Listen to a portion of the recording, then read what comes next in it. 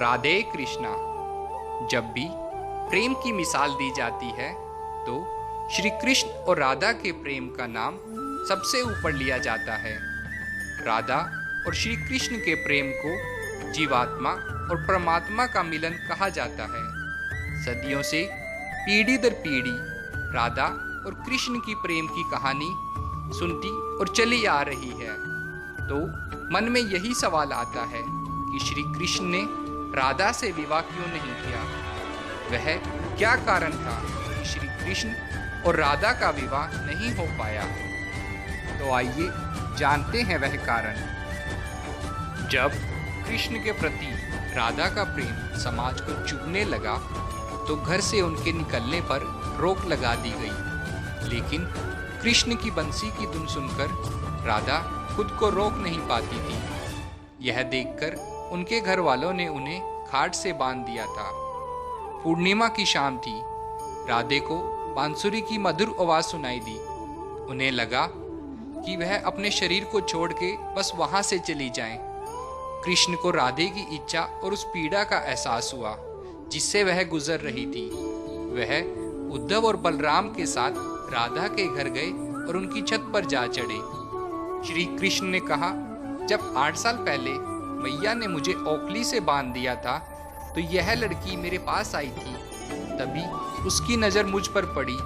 उस पल से ही मैं उसके जीवन का आधार बन चुका हूँ। फिर श्री कृष्ण राधा के कमरे में गए और राधा को आज़ाद कर दिया। इतने में बलराम भी छत से नीचे आ गए। उन्होंने कृष्ण और राधा को उठाया और बाहर आ गए। इसके बाद सभी ने पूरी रात खूब नृत्य किया। अगली सुबह जब माँ ने देखा तो राधा अपने बिस्तर पर सो रही थी। पूर्णिमा का यह अंतिम रास्ता। कृष्ण ने माता यशोदा से कहा कि वह राधे से विवाह करना चाहते हैं। इस पर माँ ने कहा, राधे तुम्हारे लिए ठीक लड़की नहीं है। इसकी वजह है कि एक तो वह तुमसे 5 साल बड़ी है और दूसरा उसकी मंगनी पहले से ही किसी और से हो चुकी है, इसलिए तुम्हारा उससे विवाह नहीं हो सकता। इसके अलावा वह कुलीन घराने से भी नहीं है। वह एक साधारण ग्वालन है और तुम मुखिया के बेटे हो। हम तुम्हारे लिए अच्छी दुल्हन ढूंढेंगे। यह सुनकर श्री कृष्ण ने कहा, वह मेरे लिए सही है या नहीं यह मैं नहीं जानता। मैं तो बस इतना जानता हूँ कि जब से उसने मुझे देखा है उसने मुझसे प्रेम किया है और वह मेरे भीतर ही वास करती है। मैं उसी से शादी करना चाहता हूँ। माँ और बेटे के बीच यह विवाद बढ़ता गया। माता यशोदा के पास जब कहने को कुछ ना रहा तो बात पिता तक पहुंची। माता ने कहा, देखिए आपका बेटा उस राधा से विवाह करना चाहता है। कृष्ण के पिता नंद बड़े नरम स्वभाव के थे। वह अपने पुत्र से बेहद प्यार करते थे। उन्होंने कृष्ण से इस बारे में बात की, लेकिन कृष्ण ने उनसे भी अपनी बात मनवाने की जिद की। ऐसे में नंद को लगा कि अब कृष्ण को गुरु के पास ले जाना चाहिए, वही उसे समझा सकते हैं।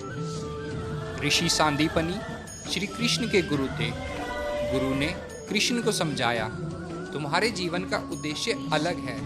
इस बात की भविष्यवाणी हो चुकी है कि तुम मुक्तिदाता हो। इस संसार में तुम ही धर्म के रक्षक हो। तुम्हें यह विवाह नहीं करना है। तुम्हारा एक खास लक्ष्य है। श्री कृष्ण बोले, यह कैसा लक्ष्य है गुरुदेव?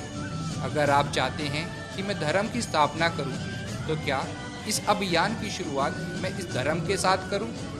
आप समाज में धार्मिकता और साधुता स्थापित करने की बात कर रहे हैं। क्या यह सही है कि इस अभियान की शुरुआत एक गलत काम से की जाए? तब गुरु ने कहा, धर्म विरोध काम करने के लिए तुम्हें किसने कहा? गुरु ने दोबारा कहा, तुम मुक्तिदाता हो, तुम्हें धर्म की स्थापना करनी है। कृष्ण बोले, मैं मुक्तिदाता नहीं बनना चाहता। मुझे तो बस अपनी गायों से, बछड़ों से, यहाँ के लोगों से, अपने दोस्तों से, इन पर्वतों से और इन पेड़ों से प्रेम है और मैं इन्हीं के बीच रहना चाहता हूँ। यह सुनने के बाद गुरु को लगा कि अब समय आ गया है कि कृष्ण को उनके जन्म की सच्चाई बता दी जाए। इसके बाद गुरु ने कृष्ण को नारद द्वारा उनके बारे में की गई भविष्यवाणी के बारे में बताया। पहली बार उन्होंने कृष्ण के साथ यह राज साझा किया कि वह नंद और यशोदा के पुत्र नहीं हैं। कृष्ण बचपन से नंद और यशोदा के साथ रहे थे। अचानक उन्हें यह बताया गया कि वह उनके पुत्र नहीं हैं। यह सुनते ही वह वहां खड़े हुए और अपने अंदर एक बहुत बड़े रूपांतर से होकर गुजरे। अचानक कृष्ण को महसूस हुआ कि हमेशा से कुछ ऐसा था जो उन्हें अंदर ही अंदर झकझोरता था, लेकिन वह इन उत्तेजक भावों को दिमाग से निकाल देते थे और जीवन के साथ आगे बढ़ जाते थे। जैसे ही गुरु ने यह राज कृष्ण को बताया, उनके भीतर ना जाने कैसे कैसे भाव आने लगे। उन्होंने गुरु से विनती की, कृपया मुझे और बताइए। तब गुरु कहने लगे कि नारद ने तुम्हें पूरी तरह पहचान लिया है। तुमने सभी गुणों को दिखा दिया है। तुम्हारे जो लक्षण हैं वे सब इस ओर इशारा करते हैं कि तुम वही हो जिसके बारे में बहुत से ऋषि मुनि बातें करते हैं। नारद ने हर चीज की तारीख, समय और स्थान तय किया था और तुम उन सब पर खरे उतरे हो। कृष्ण अपने आसपास के लोगों और समाज के लिए पूरी तरह से समर्पित थे। राधे और गांव के लोगों के प्रति उनके मन में गहरा लगाव और प्रेम था, लेकिन जैसे ही उनके सामने यह राज आया कि उनका वहाँ से संबंध नहीं है, वह किसी और के पुत्र हैं, उनका जन्म कुछ और करने के लिए हुआ है, तो उनके भीतर सब कुछ बदल गया। ये सब बातें उनके भीतर इतने जबरदस्त तरीके से समाई कि वह चुपचाप उठे और धीमे कदमों से गोवर्धन की ओर चल पड़े। पर्वत की सबसे ऊंची चोटी पर पहुंचे और वहां खड़े होकर आकाश की ओर देखने लगे। सूर्य अस्त हो रहा था और वह अस्त हो रहे सूर्य को देख रहे थे। अचानक उन्हें लगा जैसे एक जबरदस्त शक्ति उनके भीतर समा रही है। यही उनके अंदर ज्ञानोदय हुआ और उस पल में उन्हें अपना असली मकसद याद आ गया। वह कई घंटों तक वहीं खड़े रहे और अपने भीतर हो रहे रूपांतर और तमाम अनुभवों को देखते और महसूस करते रहे। वह जब पर्वत से नीचे उतर कर आए तो वह पूरी तरह से बदल चुके थे। चंचल और रसिक ग्वाला विदा हो चुका था। उसकी जगह उनके भीतर अचानक एक गहरी शांति नजर आने लगी। गरिमा और चैतन्य का एक नया भाव दिखने लगा। जब वह नीचे आए तो अचानक से सभी लोग उनके सामने नतमस्तक हो गए। जो कल तक उनके साथ खेलते और नृत्य करते थे, इसके बाद जो भी उन्हें देखता वह सहज ही बिना कुछ सोचे समझे उनके सामने नतमस्तक हो जाता। कृष्ण को पता था कि उन्हें अब यहाँ से विदा लेना है। जाने से पहले उन्होंने एक अंतिम राज का आयोजन किया। आने से पहले वह अपने उन लोगों के साथ एक बार और नृत्य करना चाहते थे। उन्होंने जमकर गाया, नृत्य किया। हर किसी को पता था कि वह जा रहे हैं, लेकिन राधा थी कि भीतर ही भीतर परम आनंद के साथ जबरदस्त उन्माद से भरी हुई थी और भावनाओं की सामान्य हदों से कहीं आगे चली गई थी। वह इतनी ज़्यादा भाव विभोर और आनंदमयी हो गई कि अपने आसपास की हर चीज़ से बेफिक्र हो गई।